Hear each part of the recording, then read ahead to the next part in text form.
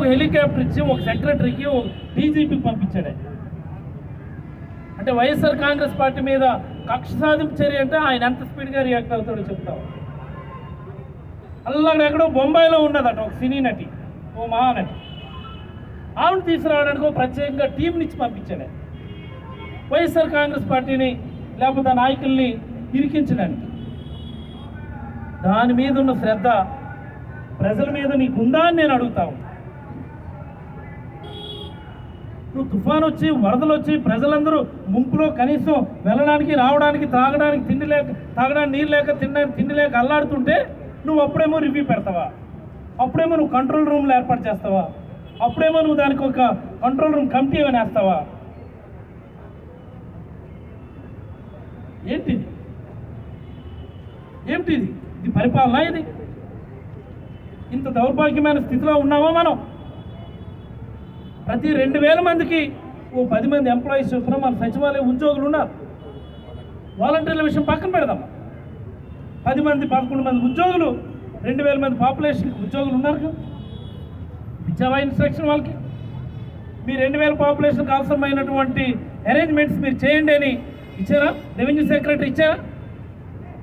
Revenue మంత్రి గారికి అసలు అవగాహన ఉందా? ఆ హోంమంత్రి గారు కనీసం పట్టుతుంది ఆవిడకి? మైక్ పట్టుకుంటే జగన్మోహన్ రెడ్డి గారు అది, జగన్మోహన్ రెడ్డి గారు ఇదని తిట్టడానికి నీకు మంత్రి పదవా? చెప్పండి ఇప్పుడు సమాధానం. అసంబద్ధమైనటువంటి ఆర్గనైజేషన్ చంద్రబాబు గారు, గుర్తుపెట్టుకోండి. కనీసం ప్రజలను అప్రమత్తం చేయకుండానే మొన్న నైట్ అర్ధరాత్రి మీరు బుడమేరు వాగుకు సంబంధించినటువంటి గేట్లు తెరవడం వల్ల ఈరోజు విజయవాడ పూర్తిగా మునిగిపోయింది. ఎవరు దీనికి రెస్పాన్సిబిలిటీ? చంద్రబాబు గారు అంటారు ఈ వరదంతా పూర్తయ్యే వరకు నేను ఇక్కడే ఉంటాను అని. నువ్వు ఇక్కడ ఉండకపోతే నీ ఇల్లు అక్కడ మునిగిపోతుంది. అక్కడ నువ్వు నీ ఇల్లు మునిగిపోతుంది కాబట్టి నేను అధికారులు అక్కడ ఉండనివ్వలేదు, నీకు ఆ బస్సులో ఉంచినారు. తెలీదా మాకు? వాళ్ళు అంటారు ప్రజలందరికీ అన్ని అందేంత వరకు నేను బస్సులోనే ఉంటాను. బస్సులోనే ఉండాలా? నీ ఇల్లు మునిగిపోతుంది.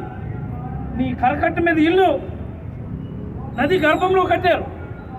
అది అక్రమమైన కట్టడం. అది ఇలాంటి అక్రమమైన కట్టడాల వల్ల ఈరోజు ఈ దుస్థితి వచ్చింది. ఇది మాకెవరికి తెలియదా? అదేదో గొప్పగా కలెక్టరేట్లోనే ఈ రాత్రికి ముఖ్యమంత్రి బస, తప్పక నువ్వు బస చేస్తావు. బస్సులోనే రాత్రంతా కూడా సమీక్షలు. నువ్వు ఉన్న అక్రమ కరకట్ట మీద, అక్రమ కట్టడంలో ఉండడానికి అధికారులు ఒప్పుకోక నీ ఇల్లు మునిగిపోతుంది, మునిగిపోతే పరుగు పోతుంది నీకు చెప్పడం వల్ల నువ్వు చచ్చినట్టు బస్సులో ఉన్నావు. నీ చేతకానితనాన్ని, నీ బేలతనాన్ని కవర్ చేసుకోవడానికి నువ్వేమో అర్ధరాత్రి అనుకొని వీధుల్లో తిరుగుతూ ఉన్నావు.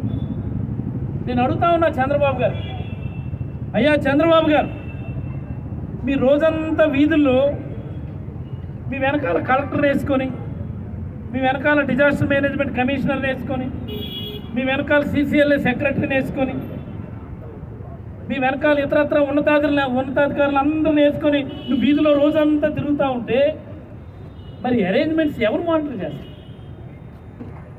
ప్రజలకు అన్నీ అందుతున్నాయో లేదో మానిటర్ చేసేదేవరు? రివ్యూ చేసేదేవరు? అత్యంత దీనమైనటువంటి స్థితిలో ఈ ప్రభుత్వం ఉందని నేనైతే చాలా బలంగా అభిప్రాయపడతాను.